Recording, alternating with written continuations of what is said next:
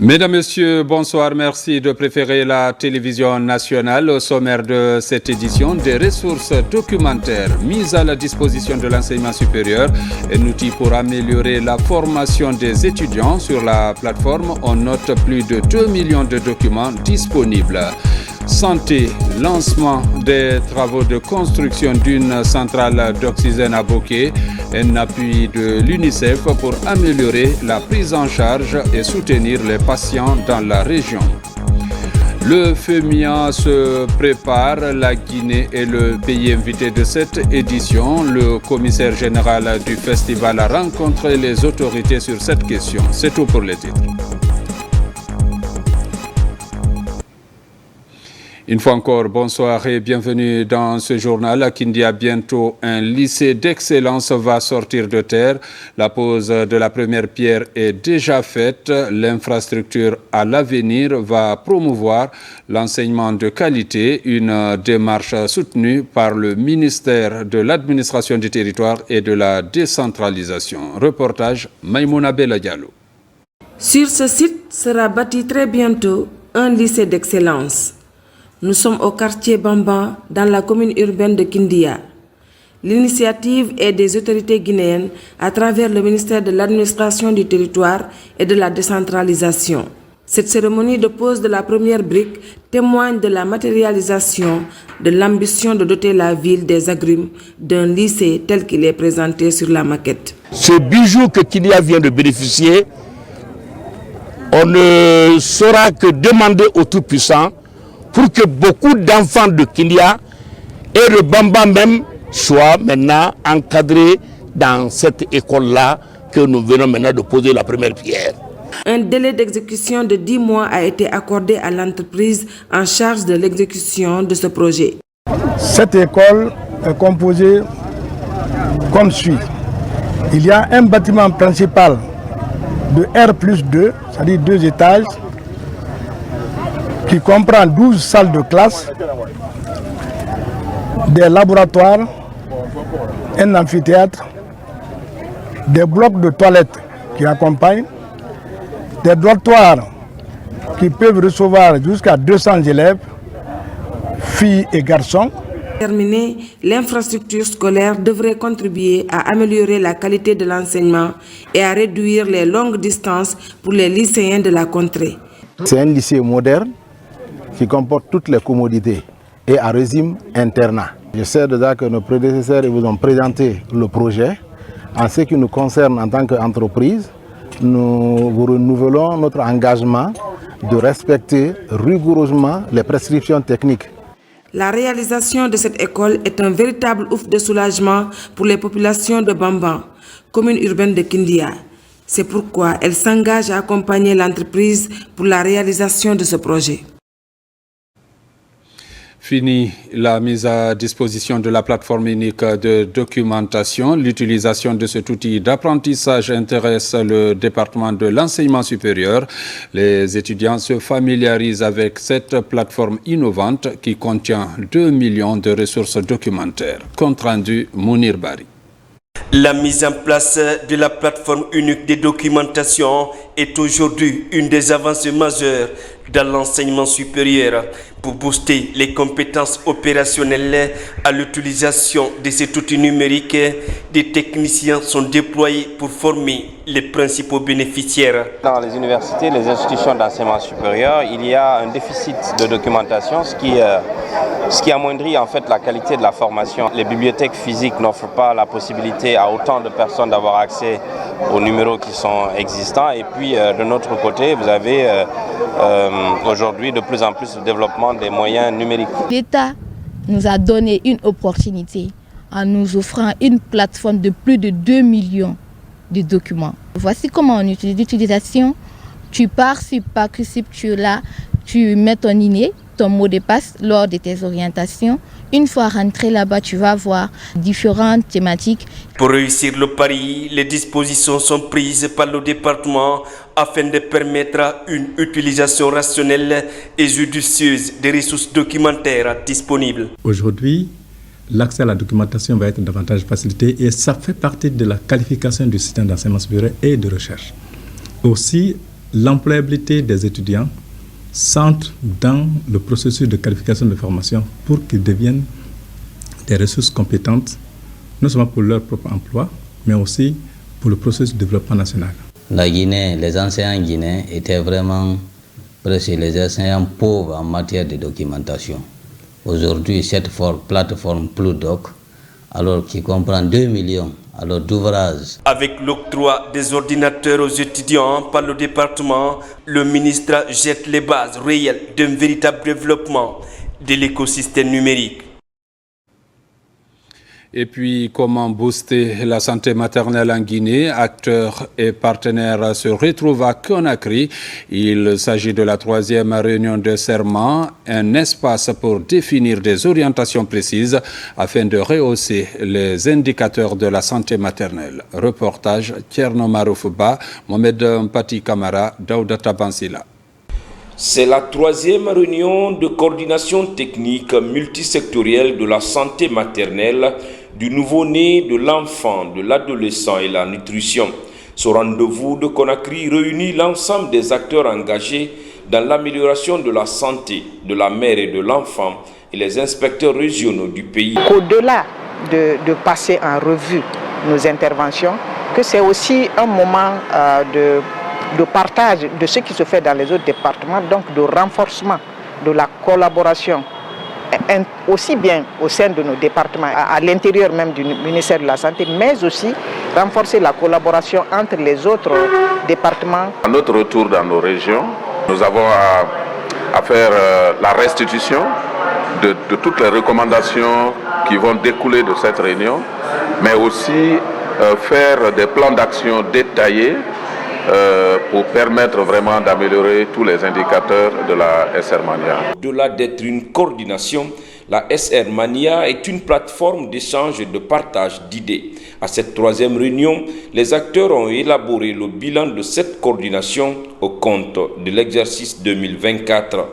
Cette réunion de coordination constitue une plateforme essentielle où nous devons ensemble analyser les progrès, identifier les défis persistants et convenir des actions stratégiques et opérationnelles à mettre en œuvre pour améliorer les indicateurs de la SR Mania. Au sortir de cette réunion de Conakry, des recommandations ont été formulées. Elles vont dans le sens du renforcement de la planification, de l'optimisation des interventions en faveur des populations les plus vulnérables. Santé Bokeh, l'hôpital régional aura bientôt une centrale d'oxygène. Le gouverneur de la région a récemment lancé les travaux. C'est un financement de l'UNICEF afin de soulager les patients dans cette partie de la Guinée. Reportage Younoussa Tawel Kamara. Le personnel soignant de l'hôpital régional de Bokeh va bientôt se frotter les mains. Sa structure sanitaire aura désormais sa propre centrale d'oxygène. C'est une initiative du ministère de la Santé sous financement de l'UNICEF. La réalisation de cet édifice public qui reçoit tous les jours les patients venus de partout pourrait contribuer davantage à offrir un service de santé de qualité pour sauver des vies. L'oxygène est très nécessaire pour la prise en charge de beaucoup de malades. Nous remercions le général Mamadi Doumbouya qui ne ménage aucun effort pour faciliter les actions de la santé dans la préfecture de Bokeh. La pose de la première pierre de la construction de cette centrale d'oxygène constitue un ouf de soulagement. Si l'État, à travers la vision du chef de l'État, le général d'armée Mamadi Doumbouya aujourd'hui, on a l'opportunité d'abriter la fabrication de l'oxygène sur place, on ne peut que s'en réjouir. Après la pose de la première pierre par le gouverneur de la région de Bokeh, les ouvriers de l'entreprise en charge des travaux s'activent à respecter le délai contractuel prévu pour 3 mois. Nous avons commencé les travaux et nous avons fait une mobilisation en personnel, en matériel et matériaux aussi. Nous avons pris toutes les dispositions par rapport à l'exécution de ce projet dans les règles de l'art. Par cette initiative, le gouvernement guinéen et son partenaire UNICEF expriment ainsi leur volonté à renforcer le système sanitaire de l'hôpital régional de Boké en l'équipant du matériel adéquat. Au niveau de la Direction générale des impôts, Fatoumata Koula Diallo a été installée. La promue est la première femme à occuper ce poste au niveau de cette direction. Elle s'engage à améliorer la mobilisation des recettes pour répondre aux attentes des autorités. Compte rendu, Mohamed Seyarsouma. C'est la toute première femme à être promue à la tête de la Direction générale des impôts. Intérimaire durant quelques semaines, désormais confirmée par décret le 8 mars dernier. Une date qui rappelle la célébration des droits des femmes. Une heureuse coïncidence pour Dame Diallo. Sa prise de fonction est officielle. Afin d'atteindre les objectifs, il est primordial d'instaurer une relation de confiance avec les contribuables, fondée sur la transparence, l'équité et la responsabilité dans toutes nos prises de décision. Ma mission consistera alors pour œuvrer dans un système fiscal plus juste, inclusif et économique. Ce sens de la responsabilité l'invite donc, après son expérience avec ses collaborateurs, à tendre la main à nouveau à ses collaborateurs et collaboratrices pour continuer à travailler sur les objectifs qui leur ont été assignés. Cette promotion est l'une des volontés du chef de l'État, celle d'accroître la représentativité des femmes à des postes de décision. La Direction générale des impôts confirme cette ambition présidentielle. Une marque de confiance certes, mais surtout une responsabilité et de collégialité. Nous avons reçu l'instruction du président de la République de conférer un cachet particulier à cette cérémonie pour dire qu'il fait ce qu'il dit quand il dit qu'il va faire la promotion de la femme. Mettez tout ceci derrière vous et soutenez-la. Donc sa réussite est votre réussite. Juste après sa prise de fonction, place à l'installation de la directrice générale des impôts. Principal défi, poursuivre les réformes de mobilisation et de sécurisation des recettes fiscales. Dans l'actualité encore, amélioration des relations professionnelles de travail en Guinée. Cela passe par l'inspection générale du travail. Pour cette année, de grandes ambitions sont affichées. On cite en exemple le renforcement des contrôles dans les entreprises. Compte rendu, Mamadi Terna Kamesoko. Gendarme de l'État en matière de respect de la législation du travail en vigueur, l'inspection générale du travail compte pleinement jouer son rôle auprès des entreprises et des employés. Autour de cette rupture collective, le personnel évoluant dans la zone spéciale de Conakry fixe le cap de l'année 2025. Cette rupture collective de l'inspection générale du travail nous permet aujourd'hui de nous retrouver et d'échanger autour de tout ce que nous avons eu à accomplir et tout ce qui reste à accomplir. Moi, je suis là depuis 1995. On n'a jamais vu ça. Donc, avec la nouvelle équipe, nous souhaitons que cela perdure. Le ministère du Travail et de la Fonction publique a mis au centre de ses réformes prioritaires l'inspection générale du travail. Les attentes sont grandes et l'équipe actuelle semble mesurer la portée de sa responsabilité. Les perspectives et les tendances sont vraiment en train de changer. Aujourd'hui, il n'y a pas du tout de complaisance possible quand il s'agit du droit du travailleur, du respect de la législation du travail. Il n'y a pas du tout de complaisance. Nous sommes ouverts. Nos objectifs sont clairs, nos missions sont claires. Nous demandons à toutes les entreprises et aussi aux employés de frapper à la porte quand il est nécessaire de le faire. Cet échange direct dans un cadre informel a marqué ces contrôleurs du travail. Désormais, ils s'engagent selon leur mandat à informer et conseiller les employeurs, les salariés et les représentants du personnel sur les dispositions applicables pour un environnement de travail paisible et durable en Guinée. Jeunesse et développement local, le thème d'un forum sur la vulgarisation du programme Simandou. Le cabinet international Simasco organise l'événement. Il est question d'expliquer la portée de cette vision présidentielle pour l'insertion socio-professionnelle des jeunes. Mikini Moussa Kamara, Noumousso Diakité.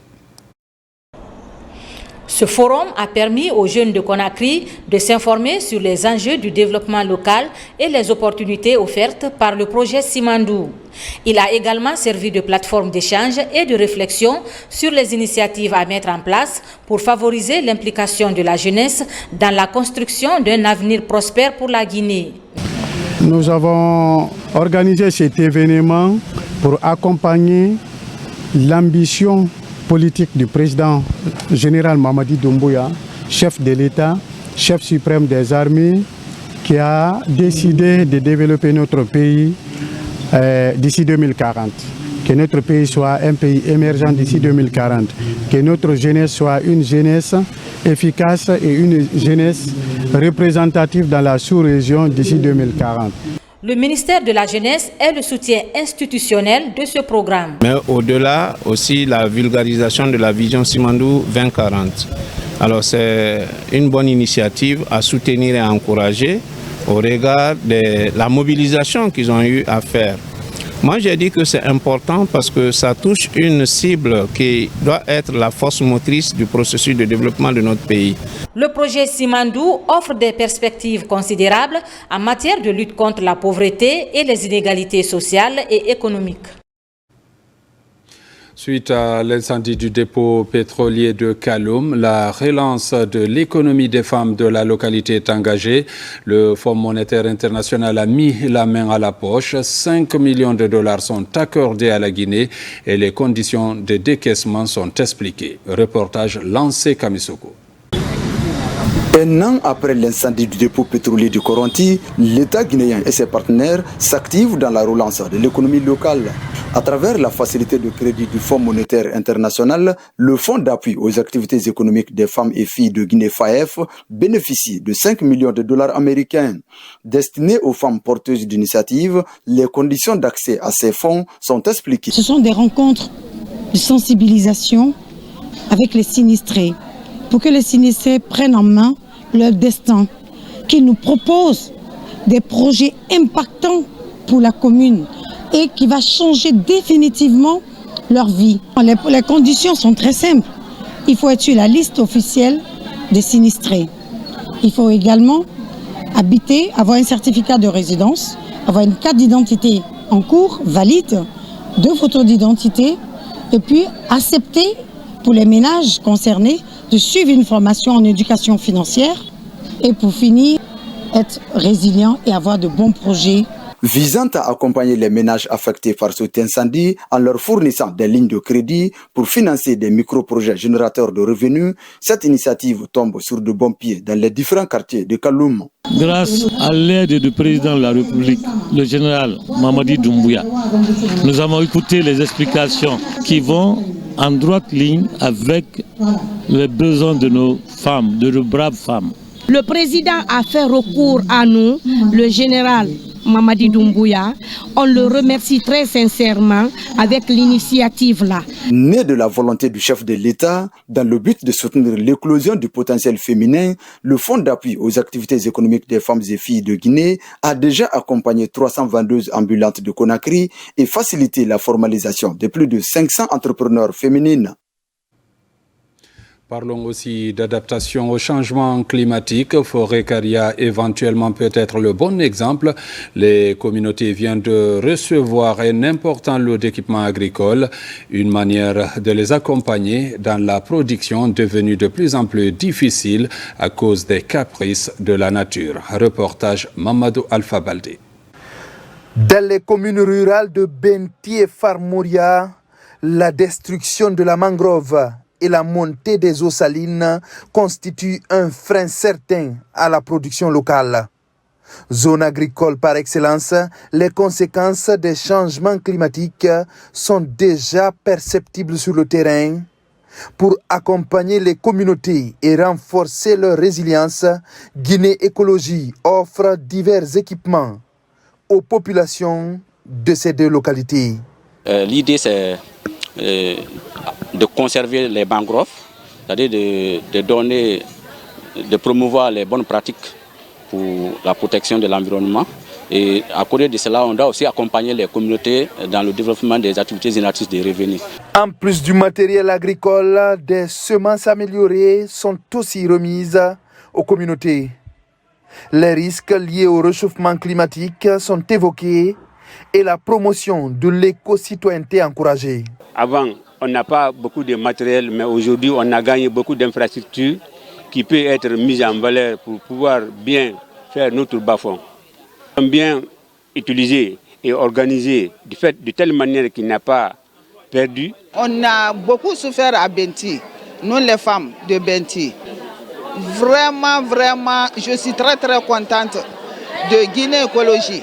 Avec cet accompagnement, Guinée Écologie et ses partenaires comme le partenariat régional pour la conservation de la zone marine côtière PRCM compte accompagner le gouvernement dans sa lutte pour la protection des écosystèmes et la réduction des impacts du réchauffement de la planète le long du littoral. Une autre bonne nouvelle pour les femmes qui entreprennent et recherchent du financement pour leur activité. Ecobank lance la version améliorée de son programme élevé. Il accorde des prêts non garantis allant jusqu'à $50 000. Reportage Tierno Ousmane Diallo.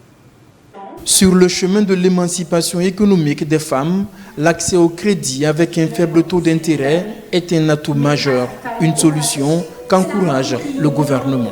À travers son initiative élevée, Ecobank accompagne de nombreuses actrices de développement qui évoluent dans le secteur privé ou qui entreprennent des activités génératrices de revenus. Pour renforcer son engagement en faveur des femmes, la banque lance une version améliorée de son programme élevé qu'elle baptise Élevé Plus. Chez Ecobank, nous sommes convaincus que les femmes entrepreneurs sont un moteur essentiel de la croissance économique et de la prospérité de notre pays et de tout le continent africain. Élevé Plus est conçu pour aller encore plus loin. Cette nouvelle version du programme propose un meilleur accès au financement, notamment des prêts non garantis allant jusqu'à $50 000. Le programme amélioré va aider les femmes à accéder à un crédit jusqu'à un certain plafond sans garantie hypothécaire. C'est une situation vraiment innovante et qui va permettre aux femmes d'oser venir vers les banques. Avec ce programme, toute une stratégie d'accompagnement est aussi mise en place pour encadrer techniquement et financièrement les femmes afin de les aider à conquérir aussi de nouveaux marchés avec le soutien du gouvernement. Lorsqu'une femme réussit dans l'entrepreneuriat, c'est une famille, une communauté et toute une économie qui en bénéficie. À cette occasion, je tiens à féliciter chaleureusement Ecobank Guinée et à exprimer mes sincères remerciements à son directeur général et à toute son équipe pour leur engagement constant en faveur du développement des entreprises dirigées par des femmes en Guinée. La rencontre a aussi donné lieu à des échanges sur la question de l'entrepreneuriat féminin, des moments de partage qui ont mis en lumière les secrets de réussite de nombreuses femmes, mais aussi les difficultés auxquelles elles font face.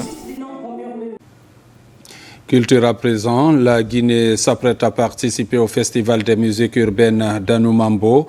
Le commissaire général du FEMIA, Assalfo, leader du groupe Magic System, a défini la participation de la Guinée en tant que pays invité d'honneur. C'est à la faveur d'une conférence de presse. Les autorités, quant à elles, souhaitent relever ce défi. Compte rendu, Ousmane Ba. C'est la cérémonie officielle pour annoncer aux Guinéens la marque d'honneur portée au pays à la 17e édition du Festival des musiques urbaines d'Anoumambo. Le commissaire général du FEMUA, Assalfo, leader du groupe Magic System, déroule les grandes lignes relatives aux tâches qui reviennent à la Guinée à ce rendez-vous festif prévu du 15 au 20 avril prochain à Abidjan. Les artisans guinéens vont venir exposer leur savoir-faire. À côté de ça, il y a une journée qui est dédiée à la Guinée.